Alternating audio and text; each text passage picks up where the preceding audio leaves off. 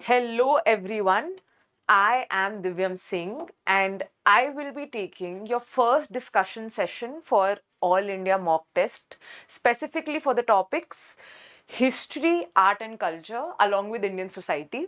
Thumbnail पर नहीं है, but we will also discuss questions from Indian Society in your GS paper 1.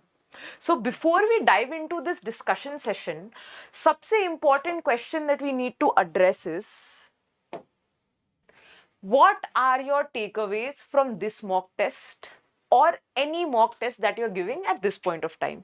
तो अभी आप सब में से आप सभी लोग जो मेंस एग्जाम के लिए अपियर होने वाले हैं, कई सारे मॉक टेस्ट दे रहे होंगे इस मॉक टेस्ट के साथ।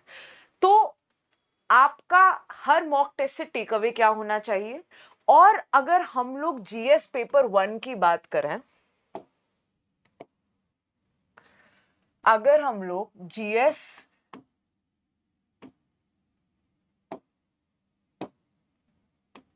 पेपर 1 की बात करें तो पहले history, Indian history, art and culture, पहले इंडियन हिस्ट्री में तो आर्ट एंड कल्चर,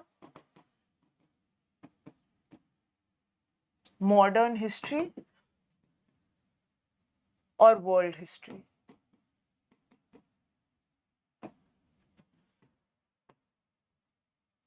तो सबसे पहली चीज तो all of you who have studied the pattern of this exam, I'm hoping most of you have, and in case some of you haven't, तो let us revisit it. अगर आपके mains में total 20 questions होते हैं जिसमें से 10 marks के होते हैं, 15 मार्क्स के होते हैं, तो आपके जो क्वेश्चंस आते हैं अलग अलग टॉपिक से वो रफली उसी प्रपोर्शन में आते हैं जिस प्रपोर्शन में जो वेटेज उस टॉपिक की आपके सिलेबस में होती है। तो फॉर एग्जाम्पल अगर हम बात कर रहे हैं general studies 1 Indian heritage and culture history in subjects की and history and geography of the world and society का, तो आप देख रहे हैं कि 1 2 3 4 usually there are 4 topics that are mentioned in the syllabus. तो यूपीएससी usually आपसे in among these 10 markers, usually 4 out of 10 questions are from this entire syllabus. Similarly, इसी same proportion में आपके 15 markers में से 4 out of 10 questions इस segment से होते हैं। तो देखिए 75 कई बार 3 भी होते हैं। तो usually if you think about it, तो आपके anywhere between 75 to 110 marks can be from this area, right? And उसके अलावा when we talk about how were you able to utilize this mock, so the first thing that we need to understand is that UPSC mains examination is a competitive examination where you will be competing against the cream of the crop. इस stage पे जो आपका competition है वो already prelims qualify करके आ चुका है, तो वो अपना वर्थ प्रूफ कर चुका है इस एग्जामिनेशन साइकिल में। तो बिल्कुल सुपरफिशियल, फैक्चुअल और डिटेल्ड आंसर्स के लिए आपको कोई मार्क्स नहीं मिलेंगे। ये हमारा कॉलेज एग्जाम नहीं है, ये हमारे यूनिवर्सिटी के एग्जाम्स नहीं है जहां पर टीचर्स आपको पास करने की कोशिश कर रहे हैं। आपने इस पेपर में या सभी मॉक टेस्ट में आपने नोटिस किया होगा कि when you actually sit down to write answers, mostly all of us focus on the keywords and usually we try to write anything that we can recall about that, and we hope that the examiner will find the relevant points and award us marks. Because UPSC में comparative grading होती है, तो irrelevant answer के लिए the examiner can give you 0 marks also. अगर किसी और बच्चे की आंसर शीट में उनको रेलिवेंट पॉइंट्स मिल रहे हैं तो आप डिस्प्रपोर्शनेटली पनिश किए जाएंगे इस चीज के लिए, इररेलेवेंट आंसर्स के लिए। The first thing that you need to focus on is the approach towards answer writing. See, आपका कंटेंट अगर हम कंटेंट की बात करें तो आपका कंटेंट लास्ट मोमेंट तक वेरी करता रहेगा। किसी भी आंसर के लिए, किसी भी टेस्ट के लिए कांस्टेंट नहीं होगा, वो लास्ट डे तक चेंज करेगा। पर आपको टेस्ट करना है कि जब आप कोई क्वेश्चन इंकाउंटर करते हैं तो कितनी जल्दी आप उसका डिमांड समझ पा रहे हैं और फिर स्ट्रक्चर करके उसको एड्रेस कर पा रहे हैं। अभी हम इस डिस्कशन में देखेंगे that this is actually more challenging than it seems. Second thing is time management. Of course इस स्टेज पे I would not blame you people if you are not able to complete your answers. One thing that I would tell all of you is do not panic. Do not stop writing tests. The point of giving mocks isn't, you know, scoring very well or एकदम UPSC के exam के दिन भी। Honestly आप जब mains का exam लिखेंगे भी, जो लोग टॉप भी करने वाले हैं ये एग्जाम, जब वो अपना मेंस का एग्जाम लिख के आएंगे they would not know where they stand. Mostly students अपना पेपर कंप्लीट करने से ही खुश रहते हैं, उन्हें कभी नहीं पता चलता कि उन्होंने जैसे आंसर्स लिखे हैं वो उन्हें रेस में कहाँ रख रहा है। तो ये जो फीलिंग आपको मॉक्स लिखने के बाद आती है, ये एक यूनिवर्सल फैक्ट है, इसको नॉर्मलाइज करना जरूरी है। इससे भागकर आप बस अपने आप को इस रेस में और पीछे लेके जा रहे हैं।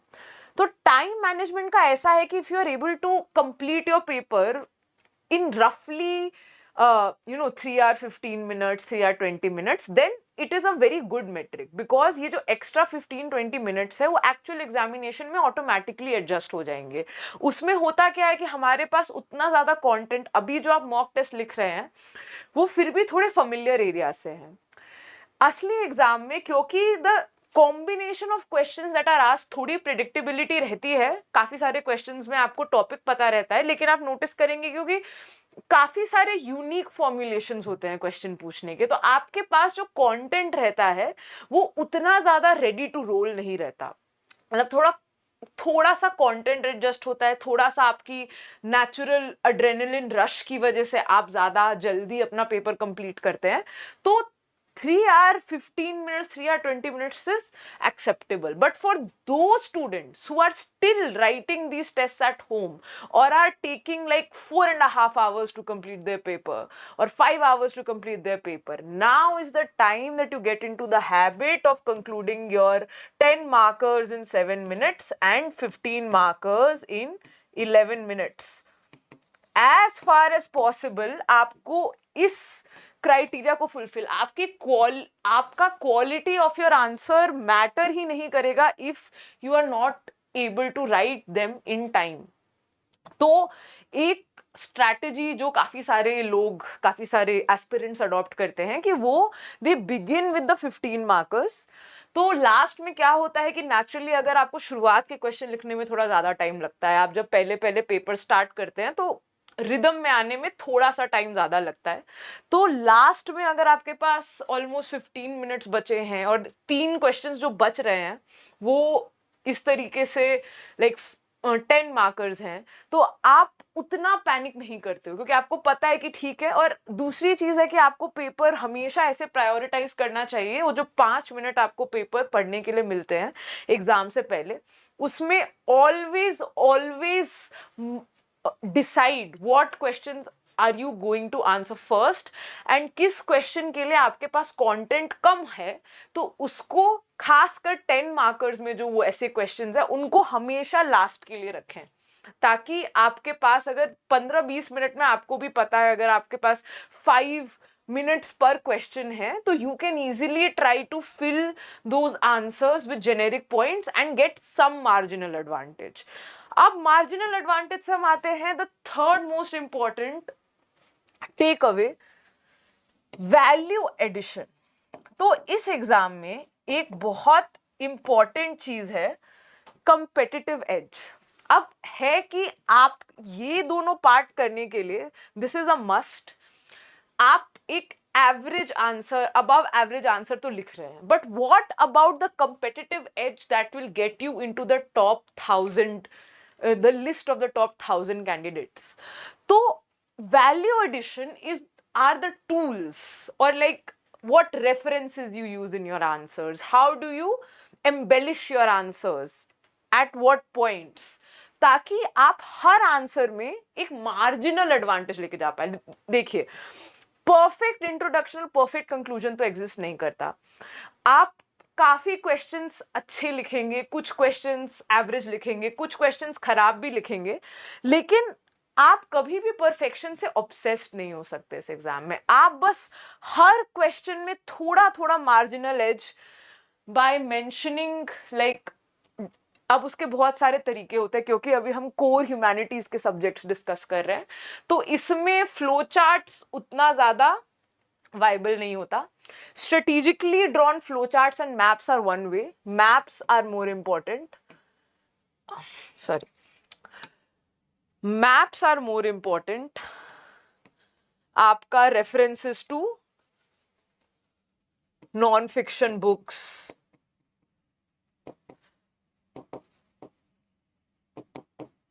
History के segment में these go a long way.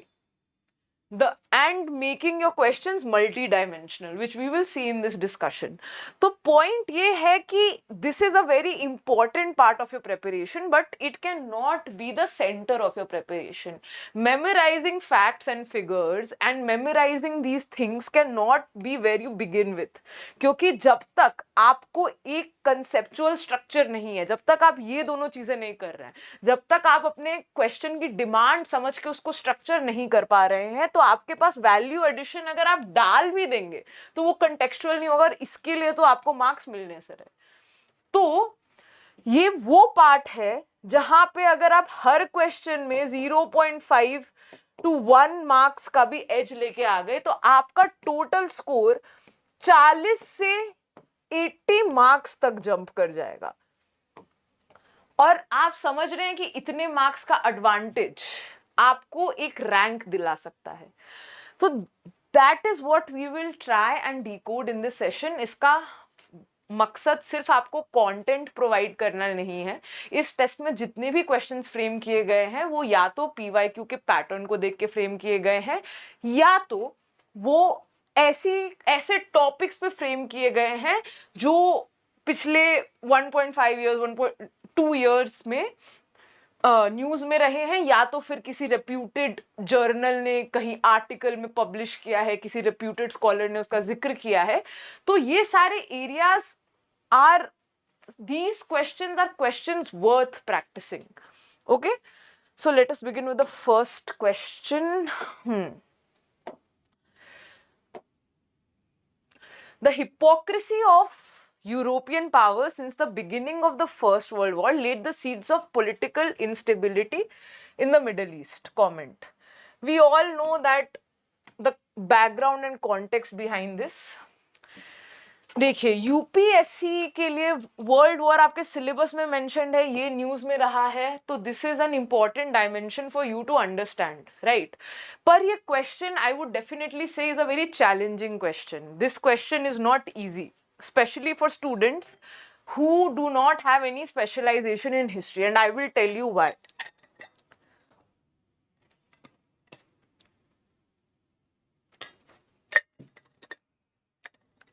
See, सबसे पहले नोटिस कीजिए the commanding keyword comment. Comment का मतलब होता है कि it is an opinion based keyword. आपको एक आंसर में एक बैलेंस्ड अप्रोच लेना है कि हाँ, this statement is true because of so and so factors, but at the same time we have to keep these things into consideration. ये one sided नहीं हो सकता. यूजुअली फॉर एंड अगेंस्ट आपको बोलना पड़ता है. ये जो स्टेटमेंट है, this is the thing to notice. ये आपसे 10 मार्क्स 150 वर्ड्स में पूछ रहा है, बेयरली 2 पेजेस. ये जो स्टेटमेंट है, यहां पे क्रिटिक करने की ज्यादा गुंजाइश नहीं है, ज्यादा स्कोप नहीं है, because it is a very mild statement. The hypocrisy of the European powers since the beginning of the First World War led the seeds of political instability in the Middle east.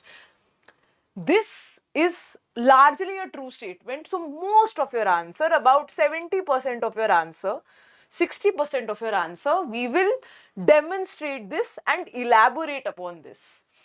Last में in the rest 30% of your answer और before conclusion, ठीक है, हम लोग एक और dimension add कर सकते हैं कि हाँ, hypocrisy of the European powers is a very important factor, but at the same time, we cannot discount the importance of local factors or regional specificities which involve sectarian strife among Middle Eastern the curious nature of Arab nationalism, which has always been in context with pan-Islamic identity,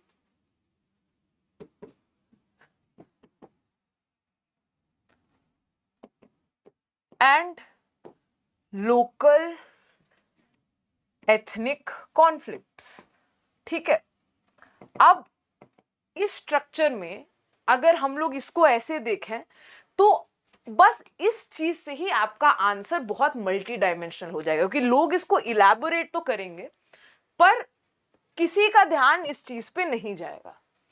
अब इसको elaborate करने में भी the reason that I से this is a very challenging question is क्योंकि आप ज्यादातर बच्चों, आप सबको एग्जैक्टली पता होगा, कुछ पता होगा कि क्या हुआ, या न्यूज में आपने साइक्स पिको एग्रीमेंट का नाम सुना होगा, आपने हुसैन मैकमोहन अकॉर्ड का नाम सुना होगा, पर आप में से कोई the hypocrisy of the European powers को एक लार्जर कॉन्टेक्स्ट में समझ पाने और स्ट्रक्चर कर पाने का जो प्रोसेस होता है, उसके लिए जब तक ये एरिया उतना पसंद नहीं है तो आई कैन अंडरस्टैंड थोड़ा मुश्किल हो जाता है. तो अभी अगर हम बात करें the hypocrisy of western powers,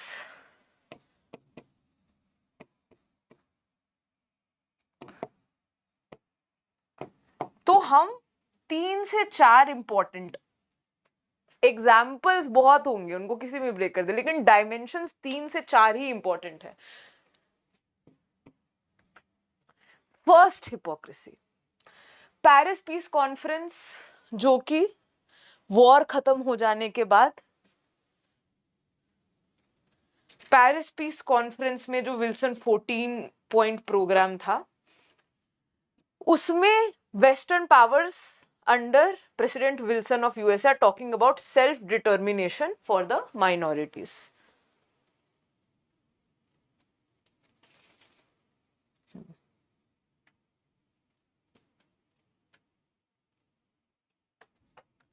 जनवरी 1920 में जो पेरिस पीस कॉन्फ्रेंस हुआ, उसमें western powers on one hand are talking about self right of self determination of the minorities in the 14 point program of Wilson, but at the same time क्योंकि उनके interest में है, they want nations like Czechoslovakia, they want nations like Poland to assert their autonomy, they want the Balkan states to break and assert their autonomy so that neither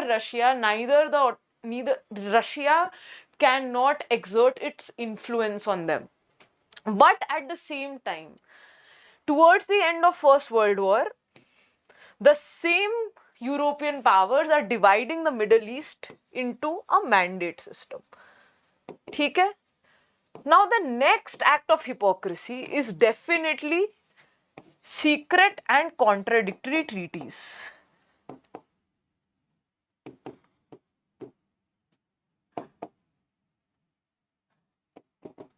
तो एक तरफ आप Hussain McMahon agreement में grand Sharif of मक्का हुसैन को sir Henry McMahon offer कर रहे हैं कि आप ऑटोमन एम्पायर के खिलाफ रिबेल कीजिए, हम आपको एक पैन अरब स्टेट का लीडर बनाएंगे इन द रीजन. उसी टाइम 1916 में सीक्रेटली फ्रांस और ब्रिटेन एक ट्रीटी नेगोशिएट कर रही है, द साइक्स पिको एग्रीमेंट, जिसमें वो लोग आपस में सोच रहे हैं कि हम लोग वॉर के बाद मिडिल ईस्ट को ऐसे डिवाइड करेंगे कि सीरिया और सीरिया और लेबनान मिल जाएगा फ्रांस को, उसके बाद पैलेस्टाइन, ट्रांस जॉर्डन ये मिल जाएगा ब्रिटेन को। तो यहीं पर दूसरी हिपोक्रेसी उनकी सीक्रेट एंड कॉन्ट्राडिक्टरी ट्रीटीज। उसके बाद फिर अगर हम बात करें तो सबसे बड़ा जो कि आप सबको इसमें सबसे ज्यादा इस आंसर में याद होगा वो होगा Palestine question.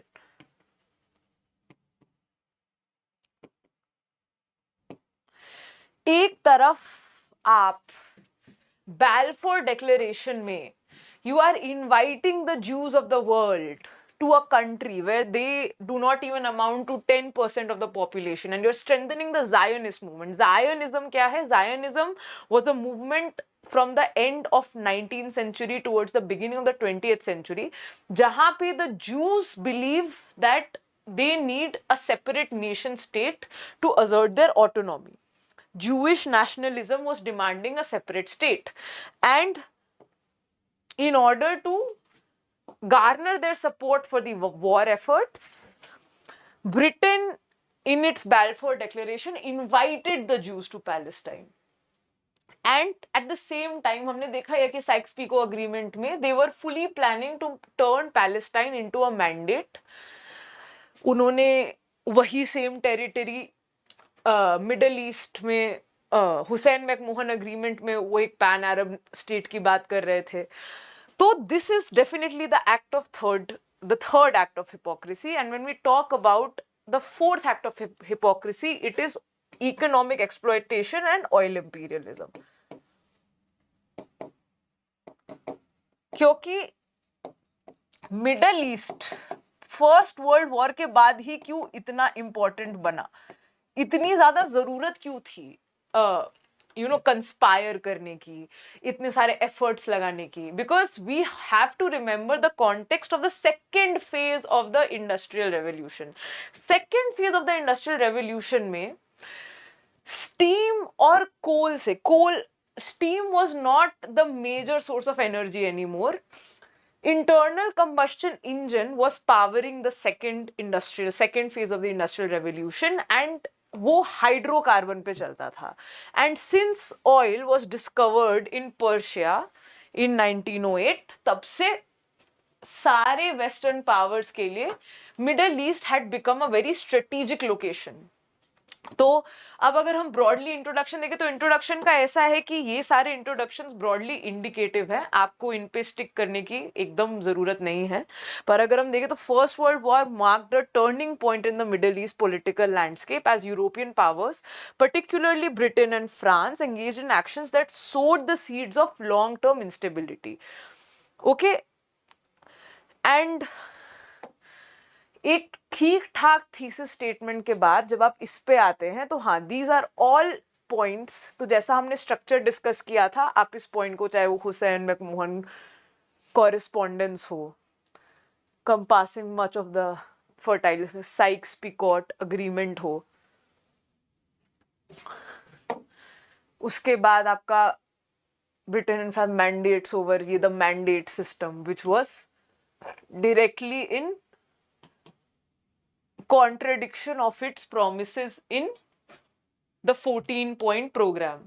Okay, and Balfour Declaration again complicated the Palestine question.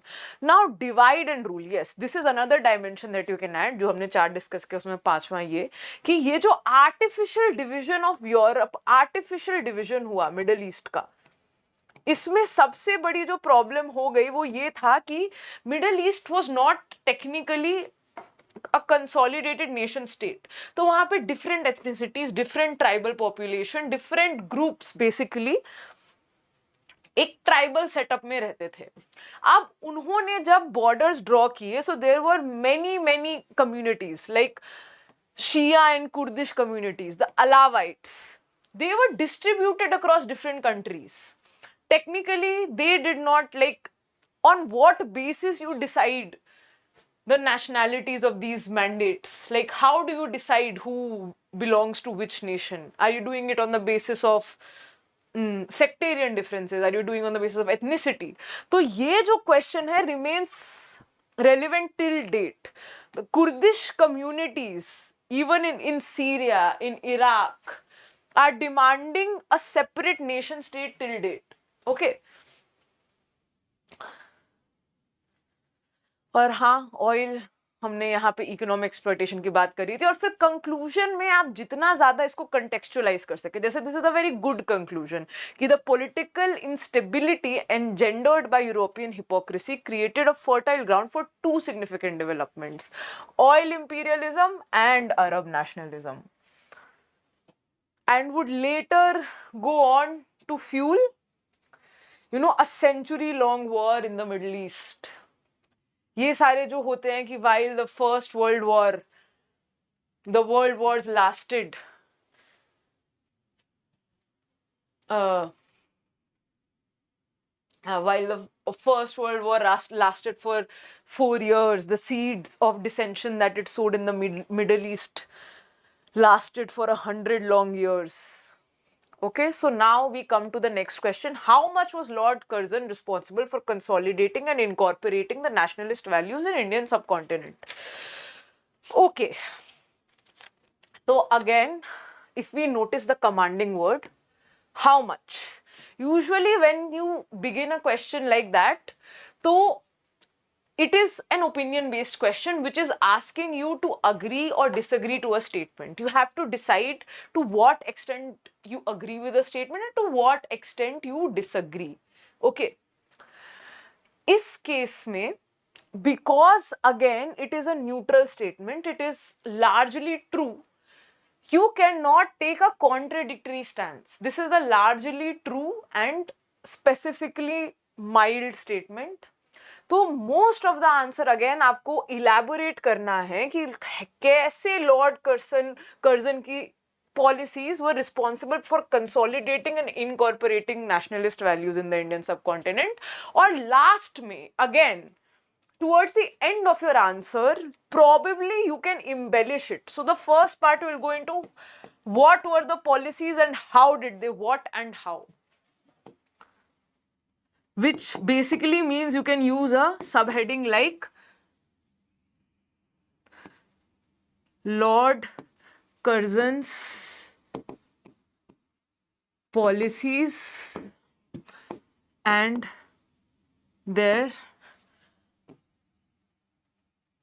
contributions to Indian nationalism.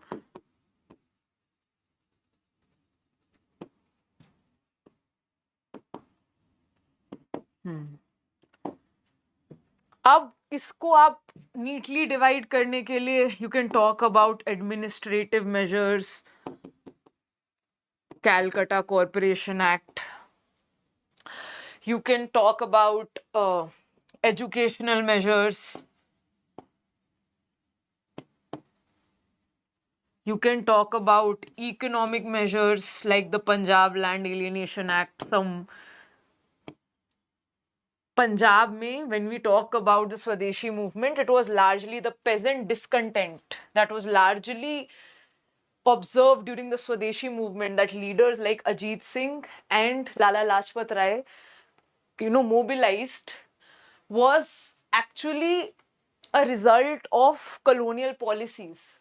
Punjab Land Alienation Act of 1901 being a very important one of them. And then of course political measures में one thing that all of us remember and is very important is the partition of Bengal, right? अब second part, ये आपका 80% of the answer, इतना space 2 ही page है, ज्यादातर आपका answer इसी से भर जाएगा. पर लास्ट में you can just hint that although Lord Curzon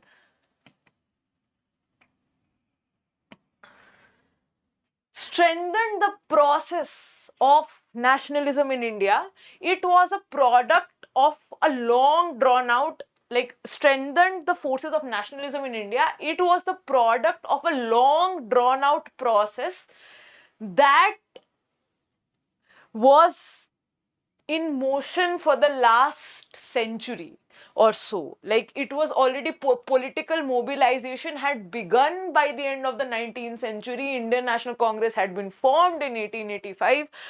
Lord Curzon just strengthened those forces, but Indian nationalism the seeds of Indian nationalism had been sown a long time ago. Okay, so ऐसा तो नहीं है कि Lord Curzon अगर नहीं होते तो Indian nationalism wouldn't have found a way to progress. कहीं ना कहीं कलोनियलिज्म से क्लैश होता. जब एक कलोनियल एम्पायर को एक ऑप्रेसर की तरह आइडेंटिफाई कर लिया गया है तो सिंबल्स बदलते रह सकते हैं. लॉर्ड कर्जन नहीं होता तो कोई और सिंबल होता जिसको टारगेट किया जाता, राइट? तो लास्ट में बस एक बैलेंस स्टेटमेंट आप ऐड करके अपना आंसर और ज्यादा एम्बेलिश कर सकते हैं. यही हम लोगों ने, जैसे कि अब इंट्रोडक्शन में, हिस्ट्री में एक और बहुत अच्छा तरीका है अपने आंसर को डिफरेंशिएट करने का कि अगर आप जो भी टेक्स्ट बुक्स रेफर करते हैं, अगर आप उसमें से फ्रेजियोलॉजी को उठा सकते हैं strategically, so you can use it very well in your answers. So here Lord Curzon का एक बहुत फेमस स्टेटमेंट था कि he wanted to assist Indian National Congress to a peaceful demise. तो आप कुछ ऐसा भी लिख सकते हैं यहाँ पे, इधर जैसे लिखा हुआ है the conditions during early 20th century in Indian subcontinent especially in Bengal was the hotbed of emerging national identity coupled with moderates seeking constitutional reforms. Somewhere compelled Viceroy Lord Curzon to move ahead with multifaceted policies. यहाँ पे इस root से हम लोग चले हैं. एक और सिंपल अगर इंट्रोडक्शन हम सोचे तो ये भी हो सकता है कि the paradox of Lord Curzon's policies lies in the fact that even though he wanted to assist INC to a peaceful demise, he ended up strengthening Indian national movement even further, right? तो यही है कि आप उसकी policies का आप ये देखेंगे तो administrative policies, Calcutta corporation act, reduced Indian representation, Punjab land alienation act, it prevented the transfer of land from peasants to urban money lenders.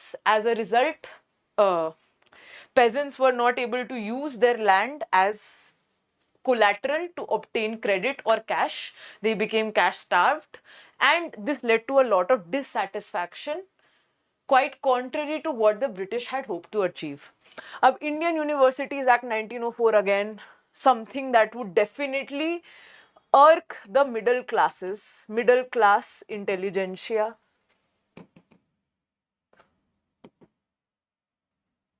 The force, the social group that was active in the Swadeshi movement. अब आप यहाँ पे बहुत अच्छे से चाहे तो reference दे सकते हैं.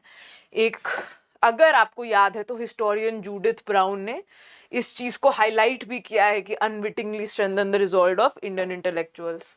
एक बहुत फेमस बुक है from Curzon to Nehru, Durgadas की, जिसमें लॉर्ड कर्जन को नेशनलिज्म और एक्सट्रीमिज्म मतलब रेवोल्यूशनरी नेशनलिज्म जो स्वदेशी मूवमेंट के थ्रू हम लोगों को देखने को मिलता है. तभी से हम लोग revolutionary groups in Bengal, East Bengal and West Bengal दोनों जगह देखने को मिलते हैं. पार्टीशन ऑफ बंगाल हम लोग मेंशन, तो मोस्टली हम लोग स्ट्रक्चर सारा डिस्कस कर चुके हैं. ये पॉइंट्स तो मैं स्ट्रक्चर पे इसीलिए ज्यादा फोकस कर रही हूँ क्योंकि ये पॉइंट्स और ये कंटेंट तो आप यूज करेंगे ही अपने नोट्स को एनरिच करने के लिए. लेकिन अगर आपने पहले 20 या 30 सेकेंड्स में अपना स्ट्रक्चर, अपने आंसर को स्ट्रक्चर कर लिया, इस तरह से कंटेक्चुअलाइज कर लिया, तो आप फैक्ट्स को यूज करके एक्चुअली स्कोर कर सकते हैं, राइट? उसके अंदर का जो ये बेसिक मटेरियल है वो वेरी करता रहेगा, स्ट्रक्चर भी वेरी करता रह सकता है. मैं जो आपके साथ डिस्कस कर रही हूँ, this is not the final structure और this is not the perfect structure, but probably if we solve these questions like that, it is like a habit, it is like training a muscle in your brain कि जब आपके सामने कोई problem statement आए, जब आपके सामने कोई क्वेश्चन आए, तो उसको कैसे कंपार्टमेंट्स में ब्रेक डाउन करते हैं, कैसे क्वेश्चन के डिमांड को एड्रेस करते हैं. ठीक है, अब हम आते हैं the agrarian crisis was a product of the policies of post independent India which led to the green revolution. What were the major causes that led to the green revolution in India? 10 marks. Okay, तो ये जो last के दोनों questions अभी हमने deal किए, ये Fairlie straight forward है. ओके, इनके अंदर आपसे बहुत डायरेक्ट तरीके से एक क्वेश्चन पूछ रहा है। इस क्वेश्चन में भी आपको हिंट किया है कि किस, अब ये देखना बहुत जरूरी है, What were the major causes that led to the green revolution? अगर आप बस इस पार्ट को आंसर करते हैं, ठीक है, आपने अपने हिसाब से ग्रीन रेवोल्यूशन के बारे में कुछ पढ़ा होगा, आप लिखने लग जाएंगे, ठीक है, तो दैट वुड नॉट, वो एक तरीके से स्क्यूड होगा कि हो सकता है कि आप ग्रीन रेवोल्यूशन का सबसे बड़ा कारण अब आपके दिमाग में आया, आपने अपना पूरा आंसर लिख दिया इस बेसिस पे कि इंडिया में ड्रॉट्स हुए थे, फमाइन हुआ था, इंडिया के पास बहुत ज्यादा था नहीं, तो इंडिया ने सोचा कि टेक्नोलॉजिकली इनोवेट करते हैं, हम लोग ने ग्रीन रेवोल्यूशन किया और उसका ये इम्पैक्ट हुआ।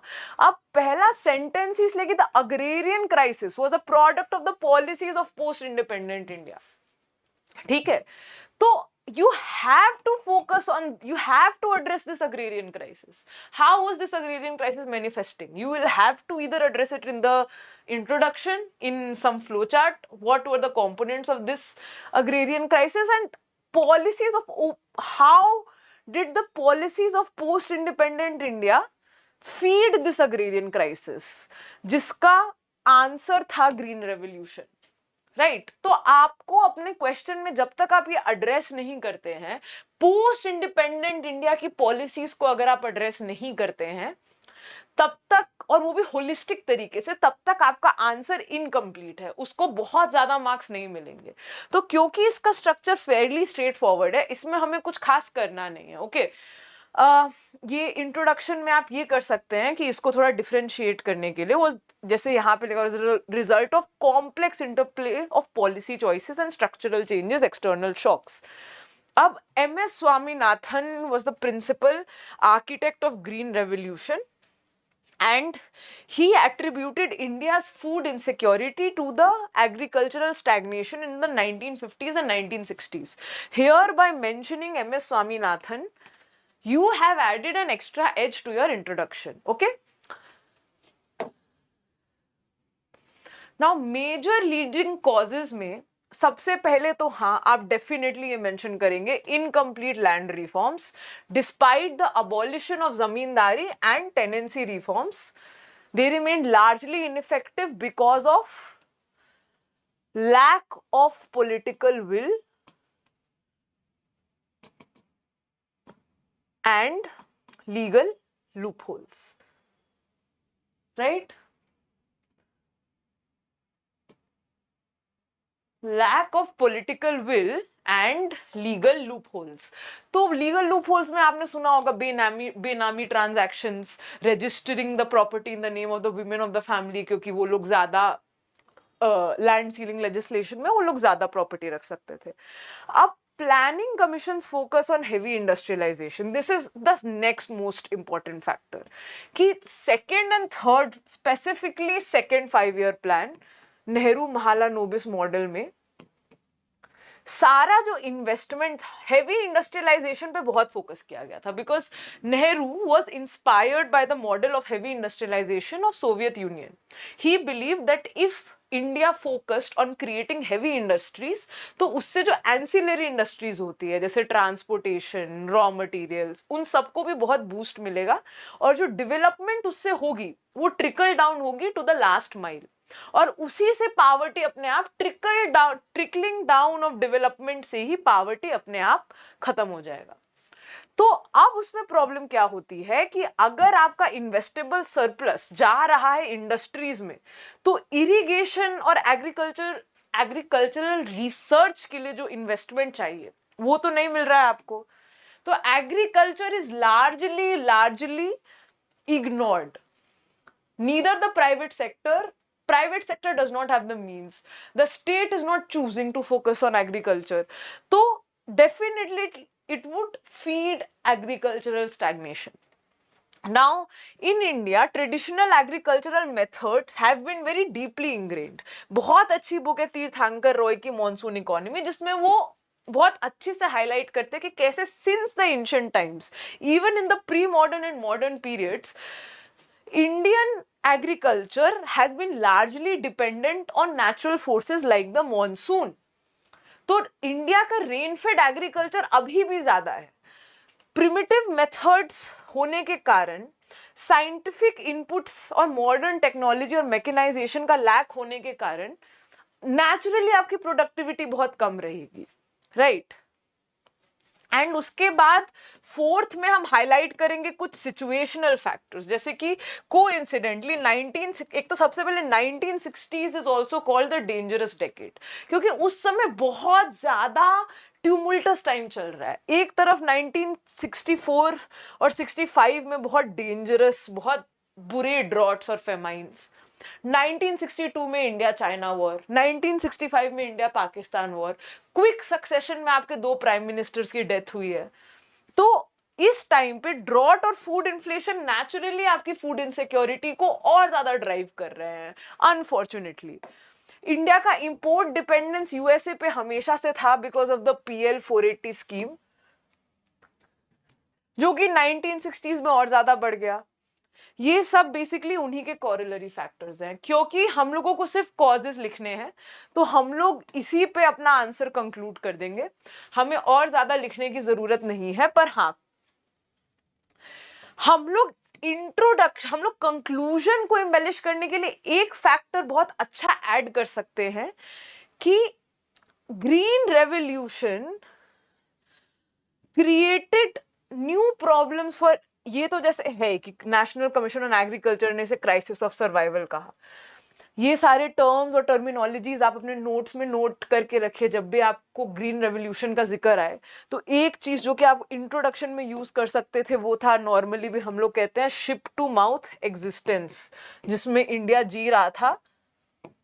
उससे ग्रीन रेवोल्यूशन ने इंडिया को एक तरीके से रेस्क्यू किया है, क्योंकि इंपोर्ट्स होते थे, शिप से खाना आया तब निवाला आपके मुंह तक गया, है ना।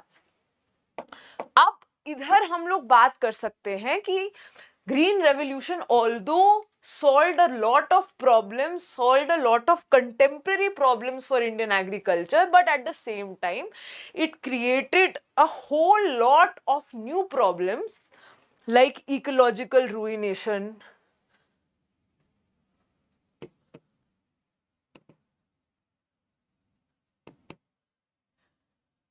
and regional imbalances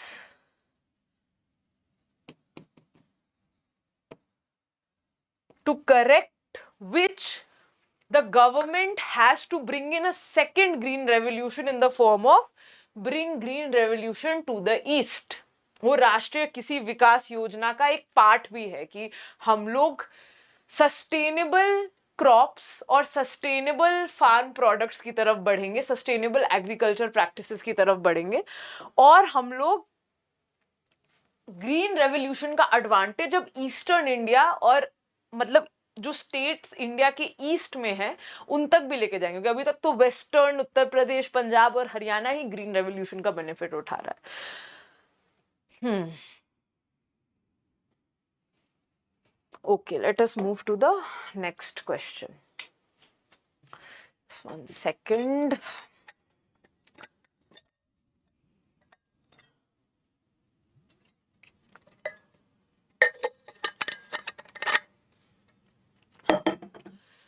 The revival of Kashi Tamil Samagam is revitalizing the cultural synthesis between northern and southern India as a process last seen during the Bhakti movement. Discuss. So, when I talk about addressing the demand of the question, that is what I mean. आप जल्दीबाजी में अगर ये question, I am assuming कि जल्दीबाजी में ज्यादातर लोग जो ये क्वेश्चन पढ़ेंगे उनका ध्यान जाएगा इस पे, काशी तमिल समागम पे, क्योंकि ये न्यूज में रहा है तो आपको इसके बारे में कुछ पता होगा। Most of you will rush to write about this, make a flow chart, write all about this and show how it is leading to cultural synthesis. But what is the main crux of the, पहले आपको शुरू करना, this question traces a link and continuity between the past and the present. The crux of the question is that this cultural synthesis was seen and observed during the Bhakti movement. Okay. and Kashi Tamil Samagam is revitalizing it. So the first part of it's a 10 marker, first part of your answer or first page will talk about how the Bhakti movement facilitated the cultural exchange between North and South. And mind you, अब मैं फिर बोलूंगी कि ये question ज्यादा technical क्यों है, क्योंकि अब इसका प्रैक्टिकलिटी समझो. 7 मिनट में ये आंसर लिखना है. भक्ति मूवमेंट का जिक्र उन्होंने किया है specifically in context of cultural synthesis between northern and southern India. भक्ति मूवमेंट सोचते ही सबके दिमाग में बस रिलीजियस सिंक्रेटिसिज्म आता है. सब कबीर, नानक होता है, मीराबाई, रामानंद, तुलसीदास की बात करने लगेंगे. सब बोलने लगेंगे कैसे एक मतलब हिंदू मुस्लिम यूनिटी और ये. But all of these things are nowhere relevant to your answer in this question. It is asking about all of us know that bhakti as an ideal emerged in the south during the between 6th to the 9th 10th centuries, jahan pe alvars and nayanars started preaching devotion to a particular god in vernacular language. So the bhakti, a sentiment that translates into devotion to a particular god, originated in the south and was later transmitted through the Deccan to the north over centuries. Okay, तो आपको उस process में जो cultural synthesis हो रहा है उसको यहाँ पे ड्रॉ आउट करना है. कैसे वर्नैक्युलर लिटरेचर के फॉर्म में हो रहा है, कैसे सीक्रेट पिलग्रिमेज के फॉर्म में हो रहा है. सीक्रेट पिलग्रिमेज माने देखो आपका जो आचार्य ट्रेडिशन है, आपने नाम सुना होगा रामानुजाचार्य, शंकराचार्य. शंकराचार्य ने जो 4 मठ एस्टैब्लिश किए हैं अलग अलग दिशाओं में, है ना, नॉर्थ से साउथ जाने का process. Ramanujacharya is known to have popularized bhakti in the north. He also visited Kashi. He became the direct ideological preceptor of later saints like Ramananda. Sacred pilgrimage and geography. Then you are talking about syncretism and inclusivity. मतलब सिर्फ भक्ति नहीं transmit हो रहा है, उसके साथ जो एक वोकैबुलरी है, होता है ना एक यूनिक वोकैबुलरी ऑफ रिलीजन, जहां पे यू एक्सप्रेस डिवोशन और love towards a particular god, subordination to a particular god, rejecting caste based hierarchy, rejecting gendered notions.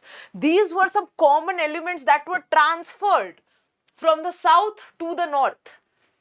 Similarly, when you talk about cultural exchange, art, architecture and music,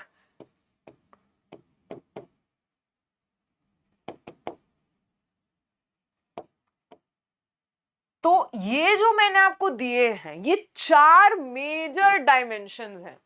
ठीक है, इसके अंदर हम points और examples अभी देखेंगे कैसे फिट करके इलैबोरेट करना जिससे आपका first part of the answer बने. Second part of the answer में आपको नेचुरली वो ज्यादा आसान है, उसमें आपको काशी तमिल समागम के बारे में मेंशन करना है, उसके इनिशिएटिव्स के बारे में रफली मेंशन करना है, बहुत डिटेल में नहीं लिखना है, और आपको दिखाना है कि कैसे वो उसी प्रोसेस को फैसिलिटेट कर रहा है. तो अगर हम बात करें the revival of Kashi Tamil Samagam and initiative to foster cultural exchange between Varanasi in the north and Tamil Nadu in the south underscores a renewed effort to bridge the cultural and linguistic diversity of India, okay, which is reminiscent of the Bhakti movement. It is a fairly straightforward introduction. You can opt for an introduction like this because this answer is already very technical.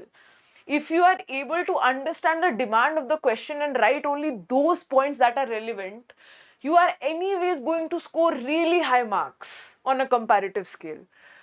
Mechanisms of cultural synthesis in the Bhakti movement. तो vernacular literature आप देख रहे हैं, shared devotional practices. क्योंकि आलवर्स and नायनार्स अपने native language में compose कर रहे हैं, तो ज्यादातर bhakti literature has been composed in vernacular language. Example में रामचरितमानस इन अवधी, कबीर की ब्रजभाषा, ये सबको याद रहेगा.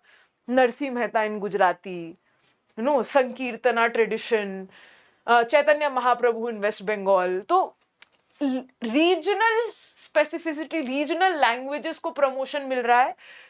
100 मतलब द सेकेंड मिलेनियम ऑनवर्ड्स को हम लोग वर्नैक्युलर मिलेनियम इसीलिए कहते हैं. एक फेमस ऑथर है शेल्डन पॉलक, अब आपको नाम नहीं याद रखने की जरूरत है, लेकिन वर्नैक्युलर मिलेनियम हम इसलिए कहते हैं क्योंकि भक्ति लिटरेचर एक तरीके से वर्नैक्युलर लैंग्वेजेस को प्रमोट कर रहा है. They are preaching in the language of the ordinary people. That is why this socio-cultural movement has such a wide support base.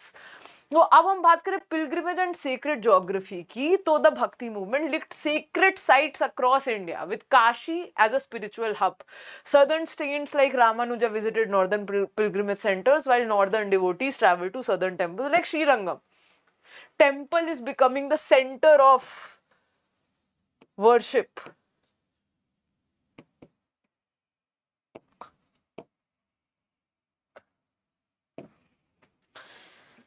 Similarly, if we talk about syncretism and inclusivity, Bhakti saints like Kabir, Nanak and Chaitanya blended Hindu and Islamic mystical traditions, appealing to diverse communities. But more than that, this syncretism is in the form of common practices, devotion to a particular god, this feeling of submission, rejection of caste hierarchies, rejection of gendered notions. You can cite Mirabai, you can cite Chokhamela. In the south, you can cite Andal, Karakal Ammayar. Okay. Cultural exchange through music and art. This is a very important point. कि देखो, Tamil pan musical system has influenced North Raga traditions as seen in the compositions of Thyagiraj in the south and Tulsidas in the north.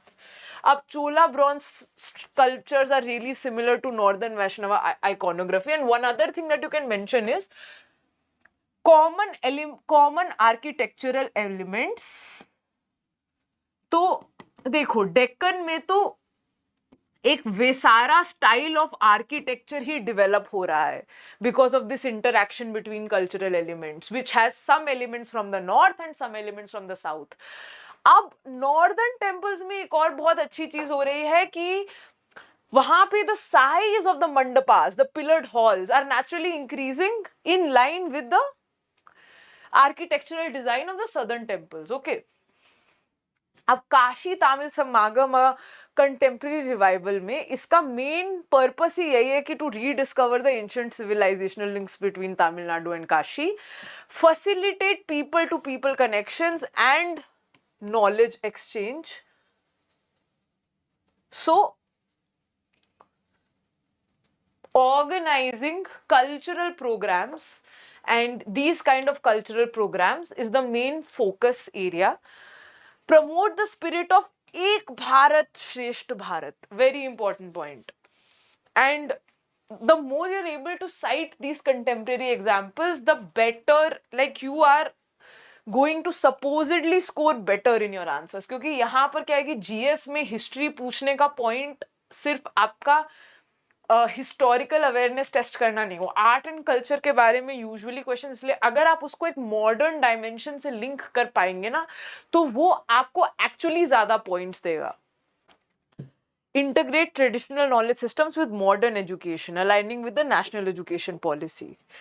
ये इसी तरह का example है कि ऐसे points आप ऑन द स्पॉट सोच सकते हैं.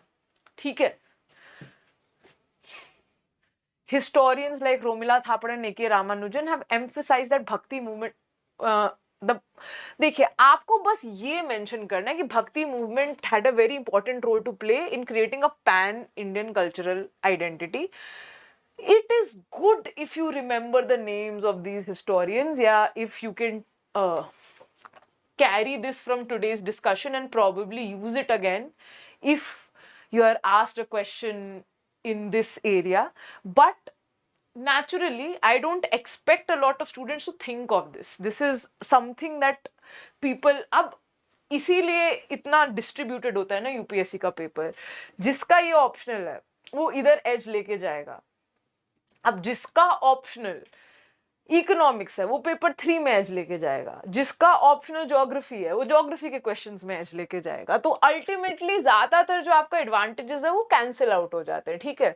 So it is not a hard, it's not a rule of thumb for you to remember or try to remember the names of the historians, but a certain curiosity and awareness, a certain curiosity is rewarded in this exam. This exam is meant to reward aspirants who stand out.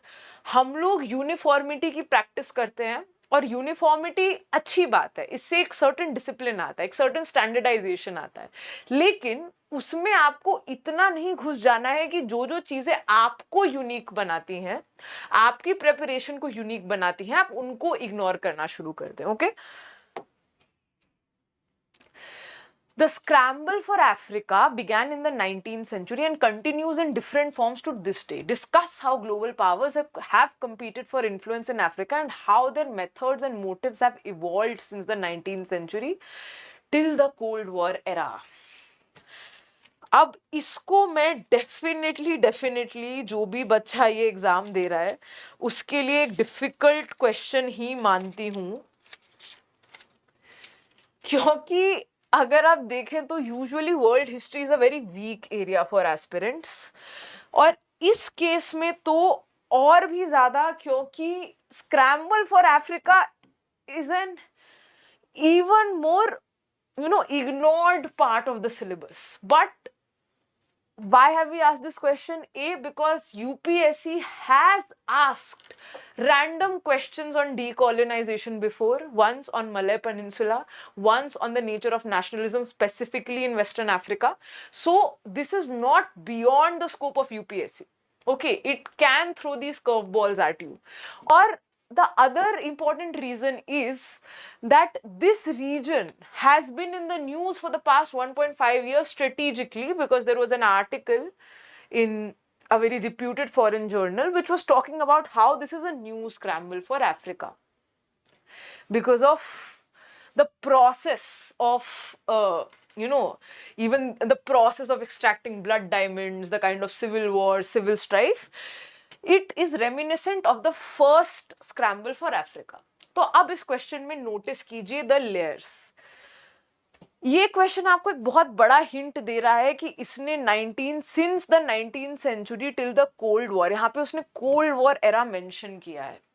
तो जब आप outsiders और European powers का role यहाँ पे ascertain करेंगे तो अब आप अपना आंसर स्ट्रक्चर कर सकते हैं। हो सकता है उसने कोल्ड वॉर नहीं मेंशन किया होता, तब आपके पास, तब ये आपको खुद सोच के डालना पड़ता कि देखिए स्क्रैम्बल फॉर अफ्रीका में अफ्रीकन कॉन्टिनेंट की यूटिलिटी क्या है द कॉलोनाइजर्स के लिए, यूरोपियन पावर्स के लिए। वो यूटिलिटी बहुत specific content, that will form the first part of your question. Okay, Scramble for Africa was a term coined by the Britishers during the Berlin Congress of 1884, which represented this drive to colonize the nations of Africa. Okay. तो यहाँ पर आप scramble for Africa represented the rapid colonization of the colonies between 1884 to 1914. Between this period, most of Africa was colonized. Okay, तो इसमें अगर हम लोग बात करें तो पहले स्क्रैम्बल फॉर अफ्रीका के मोटिव्स क्या थे? What were the motives? Of course, economical, markets and raw materials. क्यों? क्योंकि industrial revolution is at its peak. Imperial and nationalistic.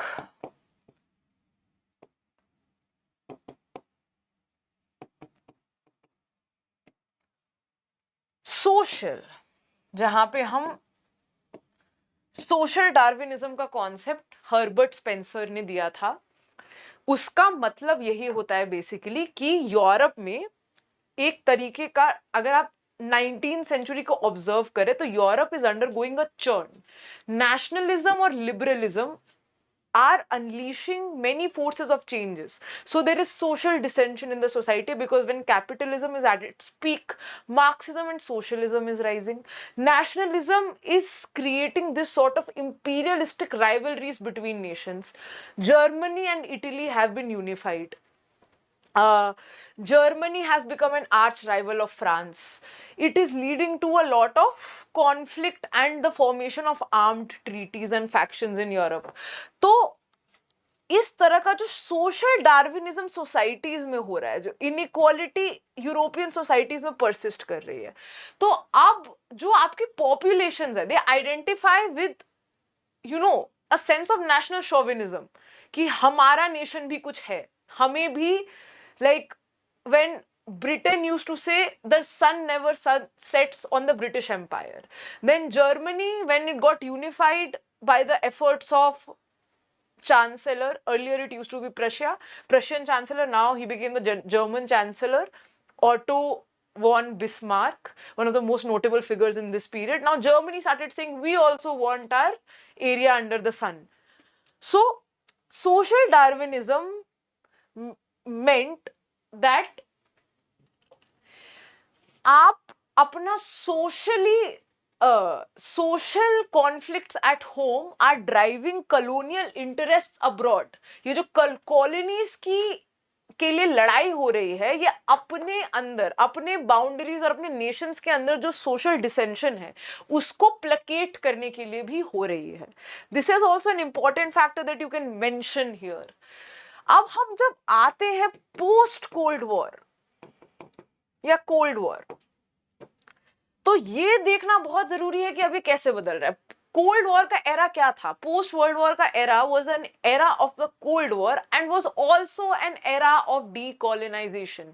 Most of the African colonies had gained freedom between 1960 and 1975. Most of them. So now what was happening, the first phenomena that was observed was that of neo-colonialism, where global powers, erstwhile colonizers like Britain and France were trying to hold on to their territories in indirect ways. जैसे Britain का Commonwealth of Nations, it was an organization to maintain an informal linkage with its colonies. France was trying to create an economic and cultural linkage with its erstwhile colonies. वो क्या करना हुआ कि अभी जो उसकी erstwhile colonies है उनकी करेंसीज को फ्रैंक से लिंक करना.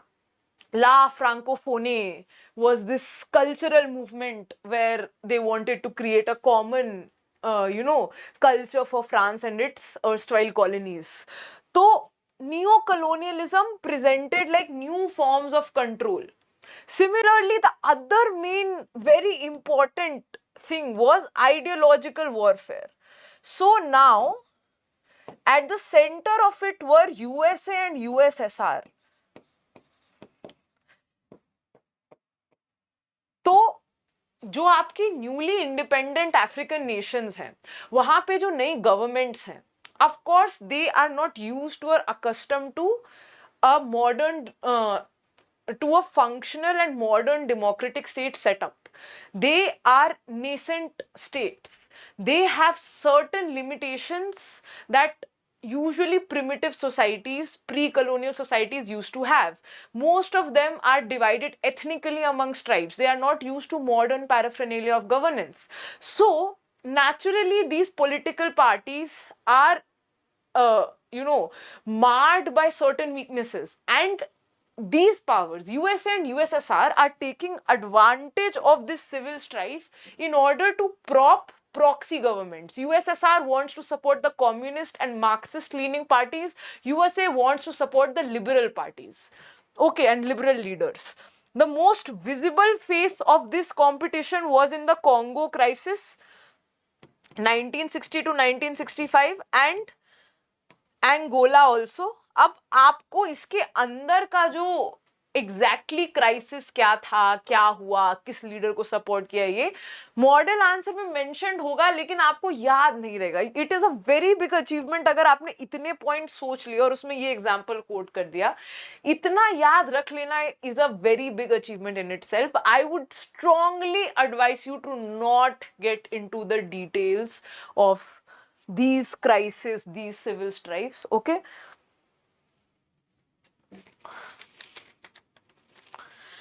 तो अब हम लोग अगर मॉडल आंसर देखें तो इन्हीं dimension scramble for Africa refers to, क्योंकि ये एक कॉम्प्लेक्स टर्म है तो it is better if you start by defining it.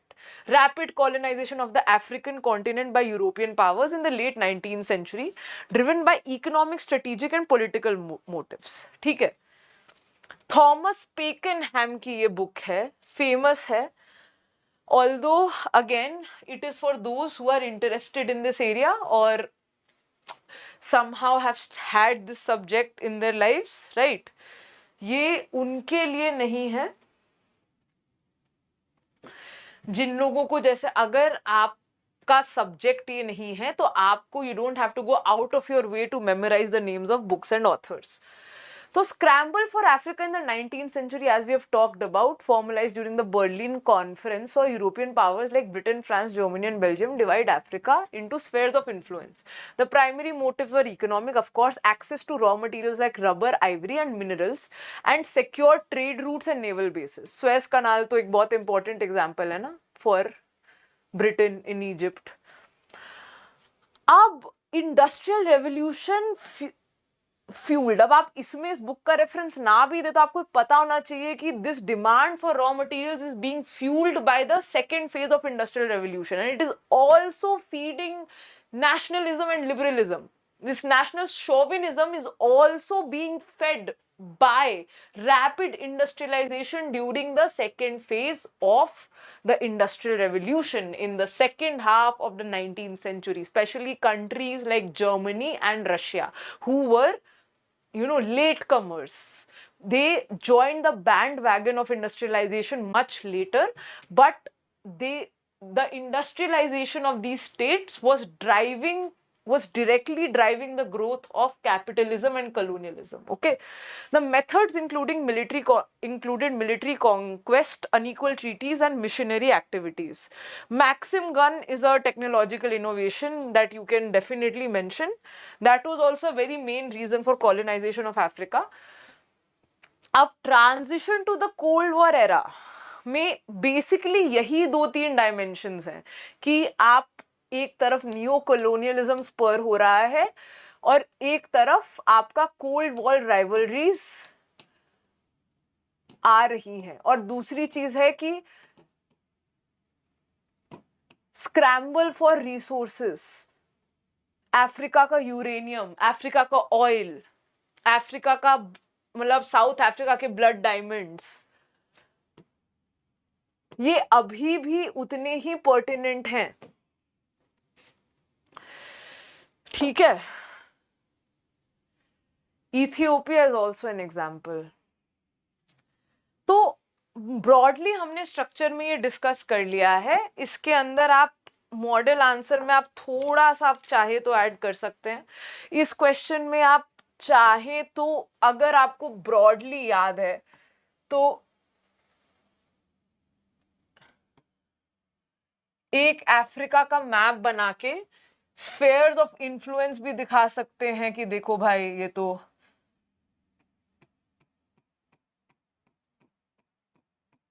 France, यहाँ पे एक इजिप्ट आ रहा है और घाना आ रहा है, तो ये ब्रिटेन, फिर एक साउथ अफ्रीका आ रहा है, फ्रेंच, बेल्जियन कॉन्गो,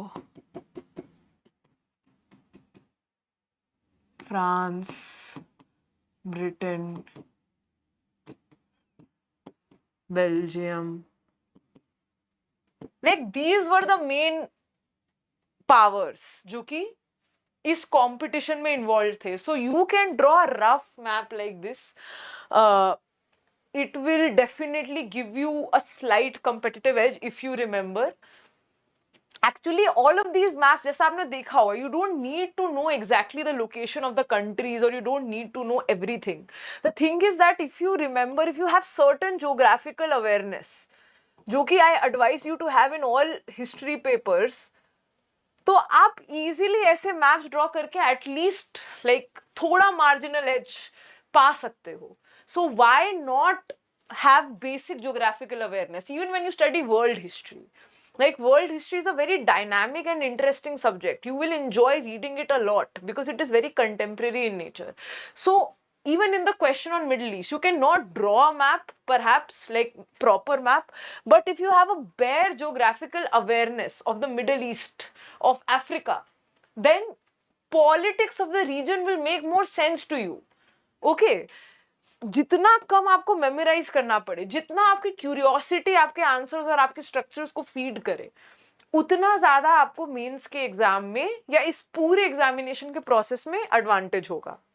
अब while the 19th century motives were overtly imperialistic, Cold War motives were cloaked in ideological rhetoric. बस इतने में भी आप contextualize कर दो तो it is a good enough conclusion. Okay, evolved from direct conquest to indirect control via aid, arms and diplomacy. ठीक है.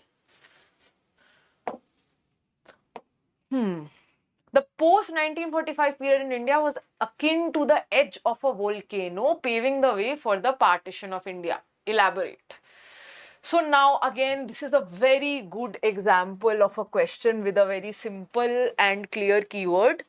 But I am pretty sure that most people will take this answer in a very different direction. ठीक है. तो अभी आप देखो, elaborate करना है तो सबसे पहले ये स्टेटमेंट ही ऐसा नहीं है जिसको बहुत निगेट किया जा सके. The post 1945 period in India was an age of volcano. इसको हम लोग ज्यादा डिनाई ही नहीं कर सकते, तो इसको इलैबोरेट ही करना, सब्सटैंशिएट ही करना है. ठीक है. उसके बाद अब आप देखो तो पोस्ट 1945 पीरियड आपके आंसर को लिमिट क्या क्या कर रहा है ये नोटिस करो. Post 1945 period, okay, paving the way for partition of India. We are not talking about independence, we are talking about partition of India, specifically partition of India, and in the context of post 1945 period. So if you start writing an answer noting down the birth of colonialism, communalism, and how separate electorates, and then the Nehru report, and then the Lahore declaration, how it gradually grew from there, all of that will be an irrelevant addition to this answer. We have to talk about specifically this period in the context of partition of India. So how will you structure it? What are the dimensions that we can think of? The first dimension that we can think of is complications in transfer of power due to political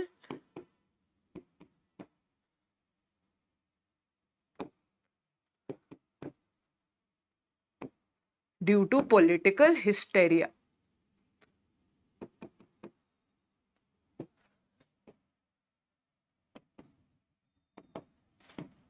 Okay. So when you talk about this, तो 1945 में क्या हो रहा है? After the end of the Second World War, British economy has been ravaged. Okay. In the elections of 1945, the interim government that was led by Churchill has been dissolved, and in the new elections the Labour Party has come to power in Britain, and the Labour Party has been traditionally in favor of granting independence to the colonies. Okay, because now Britain does not want to hang on to its colonies which have become a liability to govern. Okay, तो अब Britain के interest में है कि वो power जल्दी transfer करे और इंडिया से एक स्मूथ एग्जिट ले. इसीलिए आप देख रहे हैं कि Lord Wavell Shimla conference organise कर रहे हैं.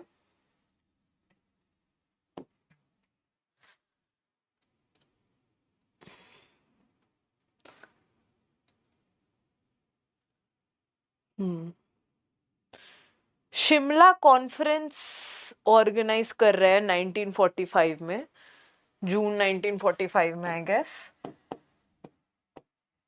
ताकि मुस्लिम लीग और कांग्रेस को एक एग्जीक्यूटिव काउंसिल के लिए तैयार किया जा सके, ठीक है, ग्रेजुअल सेल्फ गवर्नमेंट के लिए। पर talks break down because Muslim League wants to elect all the Muslim members of the executive council and the Congress does not agree to it because Congress does not identify as a Hindu party. Okay. Then the main example is the cabinet mission plan which arrived in India in March 1946, जिसको notional acceptance भी दे दिया था league और कांग्रेस ने, लेकिन talks broke down around में, क्योंकि जो डिमांड थी कि ये क्या उसमें पाकिस्तान एक सेपरेट ऑटोनॉमस स्टेट एग्जिस्ट कर सकता है, ये प्रोविजन काफी वेग रखा गया था, जिसकी वजह से जिन्ना ने विड्रॉ कर लिया, ठीक है।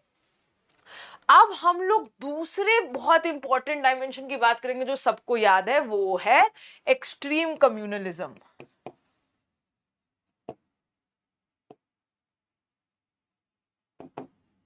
ठीक है, एक्सट्रीम कम्युनलिज्म किससे फीड हो रहा है, स्पेशली 1945 के बाद? तो सबसे बड़ा एग्जांपल तो है प्रोविंशियल इलेक्शंस ऑफ 1946, जहां पे कांग्रेस को बहुत अच्छी majority, in 9 out of 11 provinces Congress got the highest number of votes, but the Muslim League obtained almost 87% of the reserved Muslim votes and emerged with a very strong support base in Bengal and Punjab, the states which were later included in the partition, like the states which were later partitioned to make Pakistan. Now this gave Muslim League a lot of legitimacy in the negotiations. Now the Muslim League was able to take the politics of communalism from the drawing room to the roads of these popular states. दूसरी चीज जो हम mention करेंगे वो definitely direct action day,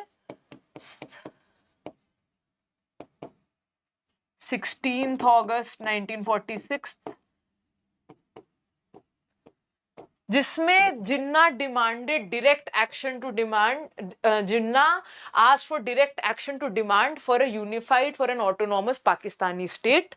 The riots that broke out in cities like Calcutta, like in states like Bengal, Punjab, cities like Delhi, Lahore, those riots kept burning for the rest of the year, like till India's independence, and that became a primary reason to make India an ungovernable territory back then. Okay, and the third very important dimension that people don't talk about is hastiness with which the power was transferred.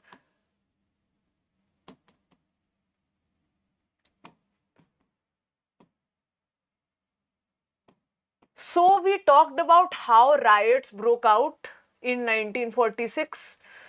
The police and the armed forces had stopped cooperating with the Britishers, right? 1946 की royal Indian navy mutiny सबको याद है, वैसे ही police के भी अपनी खुद की कम्युनल लॉयल्टीज आने लगी थी, ठीक है। तो एटली ने, क्लेमेंट एटली 20th February 1947 को डिक्लेयर किया कि Britain will withdraw from India by June 1948 anyhow, which meant that already एक कॉन्स्टिट्यूएंट असेंबली बन चुकी थी दिसंबर 1946 में, उसके सेशन शुरू हो चुके थे, बट मुस्लिम लीग ने ज्वाइन नहीं किया था because it did not recognise it as the legitimate constitution of their country.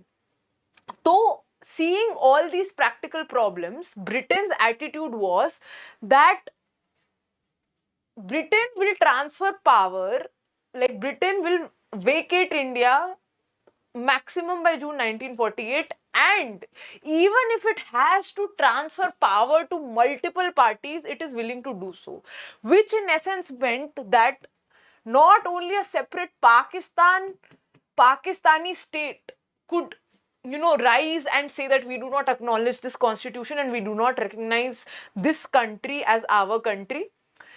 Even the 565 princely states, जो कि ब्रिटिश पैरामाउंसी का पार्ट थे पर टेक्निकली ब्रिटिश टेरिटरी का पार्ट नहीं थे, वो भी उठ के बोल सकते थे कि ये हमारा कॉन्स्टिट्यूशन नहीं है. Britain was looking for an escape route. और लॉर्ड माउंटबैटन जब आए, he was sent to negotiate this transfer of power. He further preponed the date to 15th August 1947 in his Mountbatten plan because of the seriousness of the riot.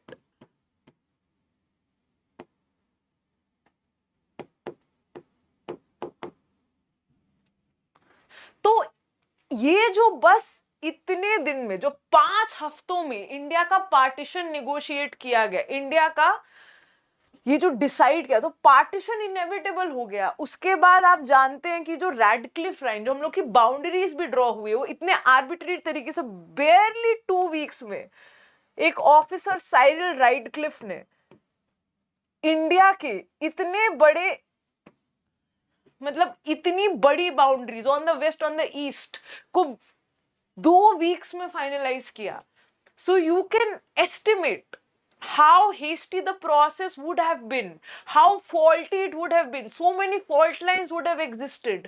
How would groups and communities, where would they locate themselves? Okay, so all of this, if you're able to bring out these in terms of points, again we'll look at them. You can look at them in the model answers, but if you're able to bring out this structure in your answer in 250 words, your answer would be very hard to ignore. Okay, जैसे यहां पर भी हम लोग अगर बात करें तो you can start with a generic introduction. The edge of a volcano, the war had weakened British colonial authority while rising nationalist aspirations, communal tensions. Okay, ये सब हम मेंशन ही करें. पॉलिटिकल हिस्टेरिया इंटेंसिफाइड, आईएनसी और मुस्लिम league के बीच का tussle, Shimla conference, 1946 elections, 1946 provincial elections, 85% of the Muslim seats, right? Communal riots and rising tensions. We've already discussed all of this. अब बस फर्क यही पे है, ठीक है. आप इस बुक का रेफरेंस दे सकते हैं. आप Viceroy's House of Indian summer करके भी एक बहुत अच्छी बुक है on Lord Mountbatten's tenure in India, आप उसका भी रेफरेंस दे सकते हैं. बट द पॉइंट इज कि अगर यही same question independence of India पे आया होता कि what edge of volcano that finally led to the independence or transfer of power to India, तब आपको कुछ एडिशनल चीजें भी मेंशन करनी होती है. आपको मेंशन करना होता अबाउट ग्रोइंग रीजनल सेंटिमेंट्स, क्योंकि साथ में पाकिस्तान तो एक स्टेट है. ये कम्युनलिज्म में सिख कम्युनलिज्म भी इसी टाइम पे पीक कर रहा है. जो खलिस्तान की डिमांड डायरेक्टली कंटिन्यू होती है पोस्ट इंडिपेंडेंट इंडिया में, उसका जो नेचर है कि सिख कम्युनिटी भी पंजाब में थ्रिफ्टेड फील कर रहा है. उनके रिप्रेजेंटेटिव्स की कोई बात ही नहीं कर रहा है. Hindus and Muslims are taking the cake in Punjab. Okay, and their cultural identity had been strengthened since the Gurdwara, since the Singh Sabha movement in the 1920s in the Gurdwara, after they were able to get Britain to amend the Gurdwara, get Britain to introduce the Gurdwara Reform Act. Similarly, regional sentiments, you have to talk about the crisis of the princely states and integration. You have to talk about naval mutiny and the final nail in the coffin of the British Empire. all of these would become important if you were talking about independence, but since you are not, तो इन सब points की कोई value नहीं है, क्योंकि ये directly आपके partition को influence नहीं कर रहे हैं. Okay? अब हम आते हैं इस पे. The proclamation of national emergency spilled the first blood not only over the constitutional democratic values but also on the rule of law. Highlight the government policies during emergency period, which is the first part of your question, and analyze whether the legacy of emergency period was able to restore constitutional principles. Very straightforward question. The reason that this question has been asked is, see, 25th जून को emergency के 50 years complete हुए हैं. Okay, ये issue अभी news channels में और editorials में बहुत चर्चे में रहा है. उसके अलावा the other very important thing is, usually जब हम लोग बात करते हैं इनकी, तो अभी हमने डिस्कस किया था, यूजुअली क्या होता है कि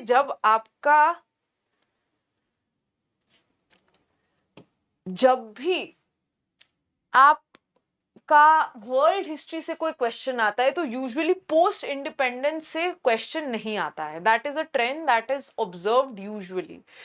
यूपीएससी के केस में we can not predict. If it is mentioned in the syllabus then it can be asked at any time at any point, but usually नहीं आता है. ओके, तो यहां पर अगर हम लोग देखें, और ये क्वेश्चन बस आपको प्रिपेयर करने के लिए है कि in case this theme is asked, it is some sort of like probability है, so you have enough material to write. That's why it's a very straightforward question. Also highlight the government policies during emergency period that distorted the fundamental values of this country.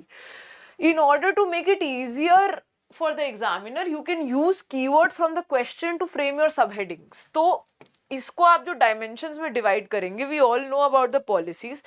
आप इसको कर सकते हैं distortion of fundamental democratic values. First can be that distortion of constitution and democratic values.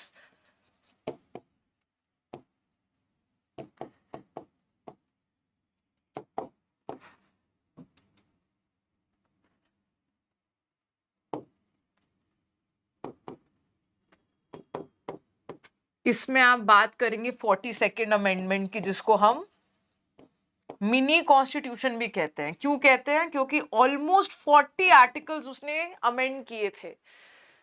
Preamble में change किया था, 7th schedule में change किया था, और 14 आर्टिकल्स ऐड भी किए थे. बट मोस्ट इंपॉर्टेंटली उसमें एग्जांपल देने के लिए ये होगा कि it placed the election of the prime minister outside the purview of judicial review in article 31C, and it also extended the term of the elected government, something which would directly result in more concentration of power in the hands of the governing, जो कि एक parliamentary democracy में naturally restricted होता है. ठीक है, उसके बाद ये distortion of the constitution तो है ही. दूसरा डायमेंशन हम मेंशन कर सकते हैं सिविल एंड पॉलिटिकल लिबर्टीज का. तो इसमें आपका suspension of fundamental rights,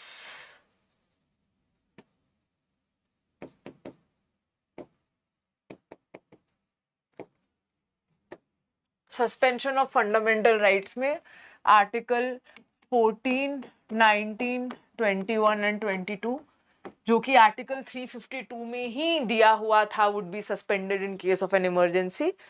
then we can also talk about press censorship.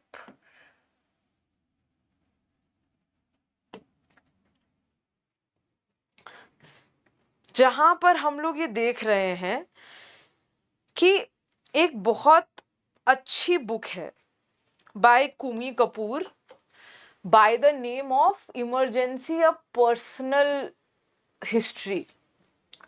यहाँ पर वो बात करती है स्पेसिफिकली इसका कि कैसे newspapers like the Indian Express are protesting against this decision by printing a blank page. Okay. Sorry, I don't understand.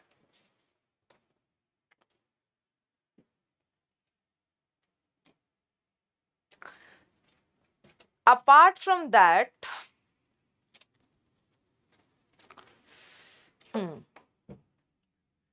we can talk about press censorship and arrest of opposition leaders also.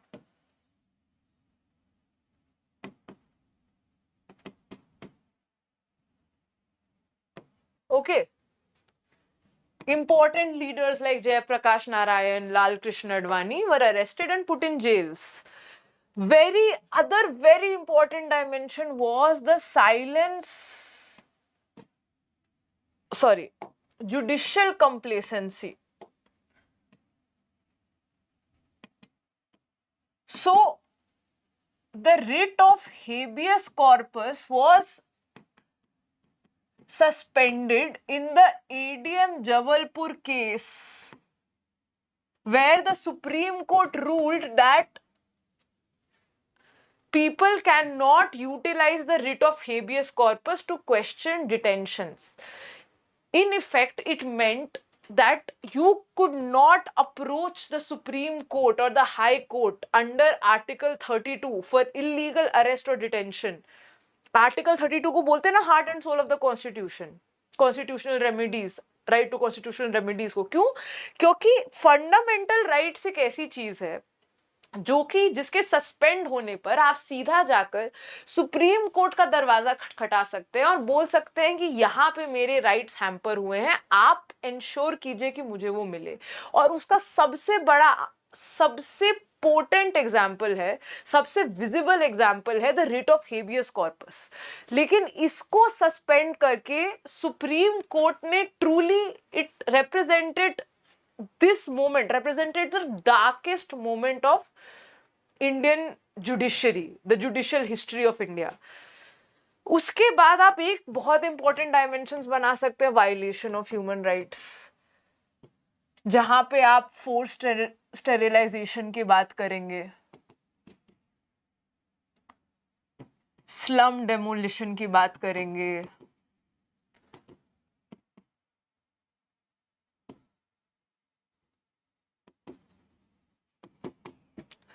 आप उसके बाद custodial torture and deaths की बात करेंगे.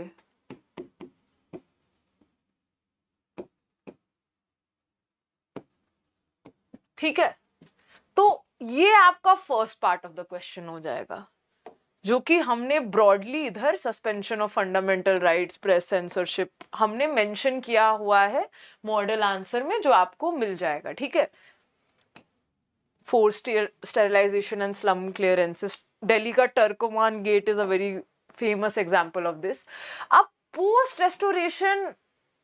post-emergency restoration of constitutional principles is also a very straightforward part of the question.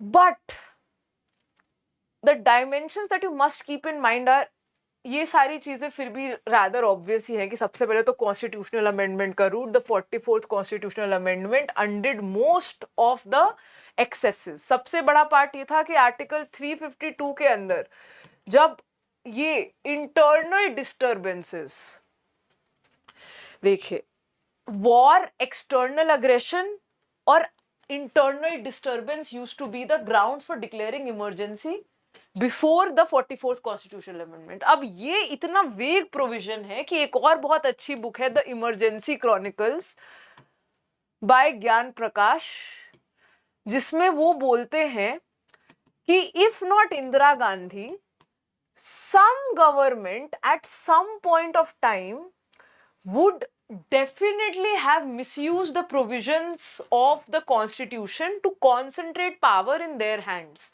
This was implicit in the design of the Indian constitution.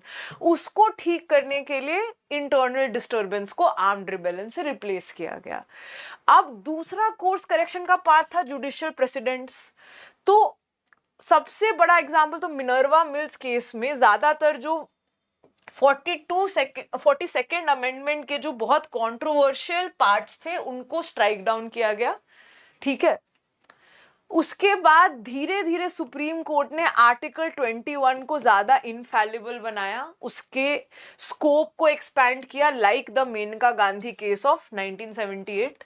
और एक और बहुत इंपॉर्टेंट पैरेलल चीज जो यहाँ पे मेंशन नहीं है लेकिन आप मेंशन कर सकते हैं, ये था कि 1980s onwards is the era of judicial activism, जो कि डायरेक्टली इमरजेंसी से रिजल्ट कर रहा है। क्योंकि इमरजेंसी में जब इंदिरा गांधी ने 1973 में एएन रे को अपॉइंट किया था, 2 सीनियर मोस्ट सुप्रीम कोर्ट जजेस को सुपरसीड करके, तो वो डायरेक्ट एग्जीक्यूटिव अपॉइंटमेंट, जैसे कमिटेड जुडिशरी का कॉन्सेप्ट ही उस समय आया है, जो रिप्रेजेंट करता है कि एक जुडिशरी और एग्जीक्यूटिव के नेक्सस को रिप्रेजेंट करता है, जो हमारे कॉन्स्टिट्यूशनल वॉचडॉग को शोभा नहीं देता। तो फिर उसके बाद धीरे धीरे जुडिशरी अपने आप को एग्जीक्यूटिव इन्फ्लुएंस से इंसुलेट करती गई। 1980s में पीआईएल भी आ रहा है जहां पे वो एग्जीक्यूटिव डोमेन्स में इंक्रोच कर रही है। उसके बाद फिर अपॉइंटमेंट्स का सिस्टम, जो आपके 3 जजेस केसेस है, जिसका फर्स्ट जजेस केस 1982 में हुआ है ना, तो आपके 3 जजेस केसेस भी जो है, जो कि अपॉइंटमेंट को कॉलेजियम सिस्टम के हाथ में दे रहे हैं, वो सब भी पोस्ट इमरजेंसी इंटरवेंशंस ही हैं एग्जीक्यूटिव आउट ओवर रीच को रोकने के लिए। ठीक है, ज्यादा से ज्यादा आप कंक्लूजन में शाह कमीशन रिपोर्ट जो कि फॉर्मुलेट हुई थी, जनता पार्टी गवर्नमेंट ने फॉर्मुलेट की थी इमरजेंसी पावर में आने के बाद, पर उसके प्रोविजंस को कभी भी ढंग से इंप्लीमेंट करके मतलब किसी को भी लीगली अकाउंटेबल नहीं ठहराया गया, उसको साइट कर सकते और ये बोल सकते कि कुछ फंडामेंटल डिस्टॉर्शंस इमरजेंसी के एरा के नहीं जा सकते। ठीक है, some provision of 42nd amendment like expanded parliamentary powers remained limiting. Granville Austin is a very big authority to cite in the conclusion. Okay, now coming to the last question. Again, this looks a very straightforward question on the face of it, but it is challenging in the sense that most of you study history, art and culture in सीलोस। इसका मतलब ये है कि जब आप पढ़ते हैं तो यूजुअली आप सोचते हैं कि these are the features of modern art and architecture, these are the features of post-modern art and architecture, and if they ask a question I will just write them down.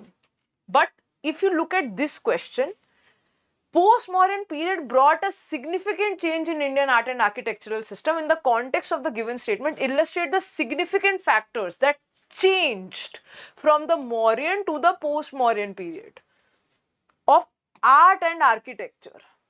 Now you don't just need to remember the features, you need to remember the factors and processes of changes and continuities. You need to understand the basic crux of art and architecture belonging to these respective time periods. ये evolution note करना is a challenge in history, in art and culture, and ये evolution जब समझ में नहीं आता है तो बिलीव मी आपको बेयर फैक्ट्स और डिटेल्स याद रखने में बहुत प्रॉब्लम होती है, क्योंकि बिना कॉन्टेक्स्ट के फैक्ट्स याद नहीं रहते हैं, खासकर इस तरीके से तो बिल्कुल नहीं। तो अब अगर हम नोटिस करते हैं तो पहला पार्ट ऑफ द आंसर में हम करेंगे मॉडर्न आर्ट एंड आर्किटेक्चर के features.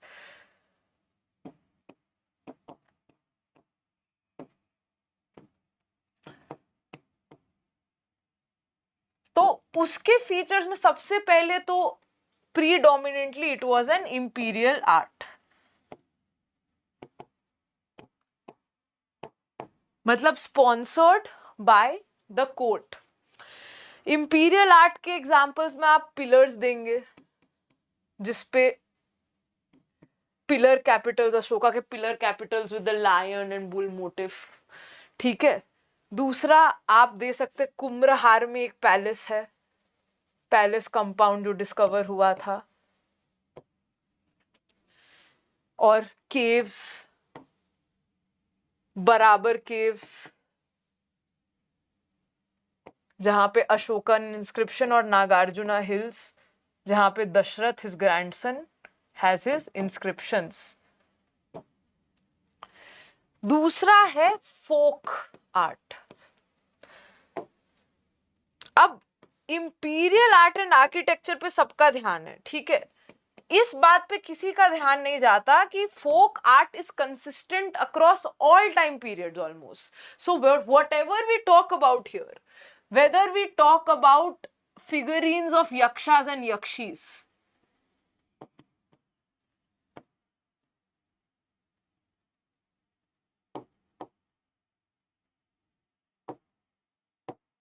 whether we talk about terracotta figurines of mother goddesses,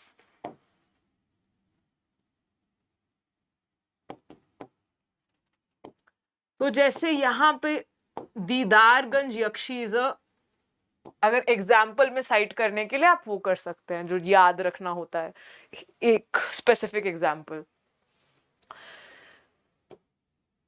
ये वाला part usually people would forget about. But now when we talk about post Mauryan art, तो पहला feature जो आप लोग बहुत इजीली नोटिस कर सकते हैं वो क्या है? Proliferation of foreign elements.